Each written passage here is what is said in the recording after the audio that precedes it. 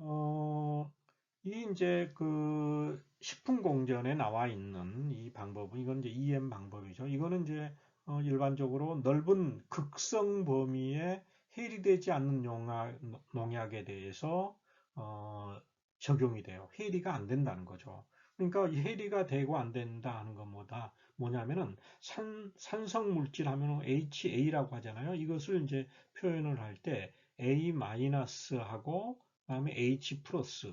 그러면 H 플러스가 많아지게 되면은 산성 물질이에요. 이런 해리가 잘 일어나지 않는 그러한 농약에 대해서 적용이 가능하고요.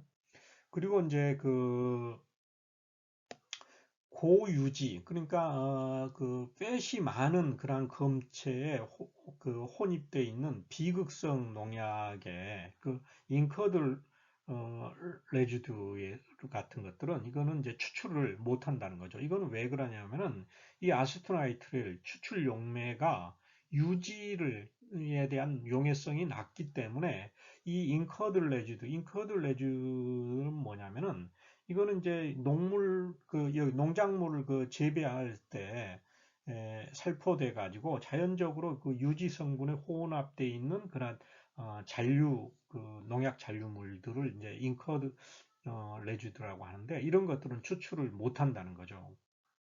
그러니까 완전히 거기에 갇혀져 있는 거예요. 그 유지 성분에 갇혀져 있는 것들은 이것은 추출을 못하는 그러한 단점이 있다는 거죠. 그래서 일반적으로 이제 우리가 회수율 실험을 할 때는 그 유리된 상태로서 이것이 그 분석 물질을 우리가 이제 예를 들어 어떤 표준 물질 스탠다드를 어, 캘리브레이션 커브 같은 것들을 그릴 때 스탠다드를 바탕 시약에다가 집어넣어 준다든지 아니면 그냥 바로 이제 복잡할 경우 바탕 시료가 없을 경우에는 바로 그냥 어, 그 유기용매에 녹아져 있는 걸 가지고서 추출 효율을 보는데 이러한 잉커드 레지두 같은 경우에가 있기 때문에 유지 성분에 혼입되어 있는 그러한 잔류물 같은 거는 추출이 안 된다는 거죠. 그러니까 그 추출 효율이 반영이 안 된다는 거죠. 그래서 유지에 들어가 있는 것들을 효율적으로 그것을 추출하고 추출률이 어떻게 되느냐 하는 것에 대해서는 개별 추출법을 이용을 해서 그것을 봐주는 것이 좋다는 거죠. 추출률을. 예, 그래서 그 다음에는 이제 그 분산형 고체상 추출법. 이거는 이제 클린업 단계, 정제 단계요.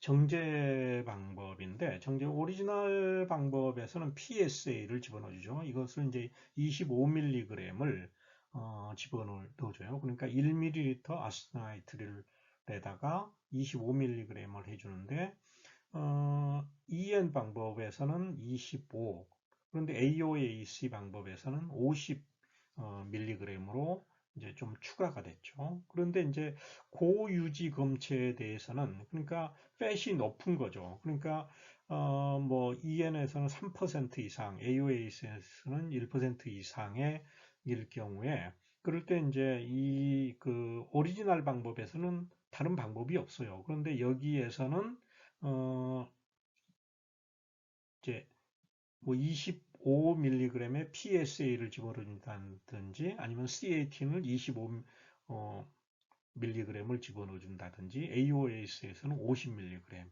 그리고 이제 고색소 검체에 대해서도 이렇게 모디파이를 시켜주고 있습니다.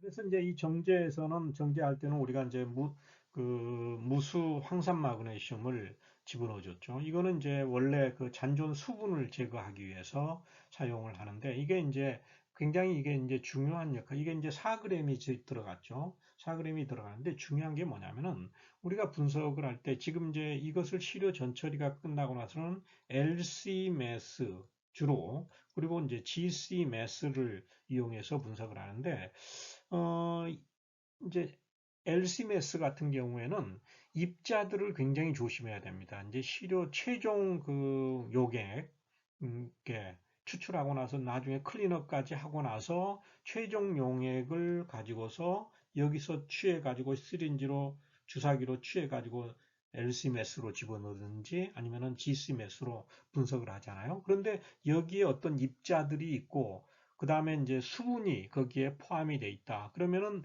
이 LC-메스에서는 물하고 예를 들어 아세토나이트릴 또는 물하고 메탄올에 이것의 조성을 가지고서 물질들을 분리를 하죠. 빨리 나오게 하고 느리게 나오게 하고. 그런데 여기에 그 집어넣어주는 이 용매에 여기 이제 최종 이제 우리가 어, 분석용 시료죠. 여기에 담겨져 있는 것이 물이 포함이 되어 있다. 그러면은 그걸 집어넣어 주게 되면 컬럼 안에서의 이 조성비가 달라져 버린다는 거죠. 그렇기 때문에 분리 양상이 달라지고 그리고 또 GC에서는 물이 쥐약이에요. 물을 집어넣어 주면 안 됩니다. GC 컬럼은 이제 높은 온도, 280도, 300도까지 해서 작동이 되는데 그 온도에서 물이 거기에 포함이 되어 있으면은 컬럼이 망가지게 되거든요. 그러니까 수분 영향을 많이 받는 지수에서는 굉장히 중요하니까 이 황산 마그네슘을 집어넣어 주고요. 그리고 이제 정제를 위해서 PSA를 집어넣어 주는데 공전하고 우리 식품 공전하고 EU 방법에서는 25mg을 집어넣어 주고 AOAC에서는 50mg을 집어넣어 주고 있죠. 그리고 이제 간섭 물질이 뭐 다른 물질들이 있고 그럴 때는 C18을 컬럼을 가지고서 한다든지 PSA 대신에 그 다음에 GCB 해서 이거는 이제 어, 그 흑연이죠. 카본 블랙을 가지고서 해주는데 주로 이제 고유지 그러니까 팻이 맞는다든지 색소가 맞는 거 고색소 화합물에 대해서는 PSA하고 C18 그다음에 PSA하고 GBC 카본 블랙하고 이것을 혼합을 해줘 가지고 분석을 해준다 하는 건데요. 이것은 이제 PSA는 보통 이제 약음이온 교환 그 수지예요. 그래서 이거는 이제 보통 그 아미노 프로필 컬럼이 이제 있는데 이것은 원래는 지금 이제 이 그 PSA는 이런 구조를 가지고 있어요. 여기에 프라이머리하고 세컨더리 아민이 이렇게 같이 있어서 여기에 이제 프라이머리 세컨더리 아민이 있다 해서 PSA인데 이게 이렇게 돼 있는데 저기에서는 이 아미노 프로필에서는 이게 없습니다. 이게 없고 단지 여기에 NH2로 이렇게 돼 있어요. 프라이머리만 있어요. 그러니까 이제 여기에는 세컨더리도 있고 프라이머리도 있고 PSA는 그런데 아미노 프로필 그런 그 흡착제들은 NH2 프라이머리 하나만 있다는 거죠. 그러니까 이온 교환 용량에서 차이가 난다 하는 거죠. 그리고 이제 이 PSA는 지방산이라든지 유기산, 그 다음에 극성 색소, 그리고 당류 이런 것들에 대해서 굉장히 친화력이 좋아요. 이런 이제 음이온들에 대해서 그래서 이제 이런 이제 간섭 물질을 제거하는데 굉장히 용이하다 하는 겁니다. 그리고 이제 이런 이제 그 클린업 과정에서 이 PSA를 투입을 하게 되면 첨가하게 되면은 분배액의 pH가 8 이상으로 상승하는 경우가 있어요. 그러면은 이런 염기성이 되잖아요. 8 이상이 되면은 이런 염기성 그 조건에서 분해가 되는 그러한 화합물이 있을 수가 있으니까 여기에 보통 5% 포미க் 애시드 폼산을 집어넣어 가지고 pH를 다시 낮춰준다는 거죠. pH가 5 정도가 되도록 해서 분석을 해주는 것이 좋습니다. 이런 이제 PSA를 이제 오리지널 방법에서 퀘처스 메소드에서 사용하는데 이걸 이제 좀 모디파이 해가지고 이런 아미노 프로필을 사용할 수도 있다 하는 거죠. 그런 것에서는 보통 이제 이거는 이제 PSA에 비해서 염기성이 좀 낮아요. 그래서 pKa가 9.8로서 좀 염기성이 낮아가지고 음이온유라든지 지방산, 유기산, 극성 색소, 당 같은 것들을 분석하는데 또 이 PSA 대신 이게 사용될 수도 있다 하는 겁니다. 이것 외에도 이제 아까 얘기했듯이 뭐 C18을 집어넣어 주는 경우, C18은 주로 이제 유지를 제거하는데 굉장히 유용하게 사용되고 있고, 그라파이트 카본 블랙 같은 경우는 색소를 좀 많이 제거할 때, 뭐 아까 PSA하고 같이 컨비네이션 시켜가지고 해준다 하는 거죠. 각각 이제 이거 독단적으로 사용하는 것이 아니고, 이거 C18도 PSA하고 또는 여기 C8 하고 이렇게 컴바인 시켜가지고 해주는 경우도 있습니다. 그래서 여기 뭐 GCB 같은 경우 색소드라든지 아니면 스테로이드를 제거하는데 유용하다.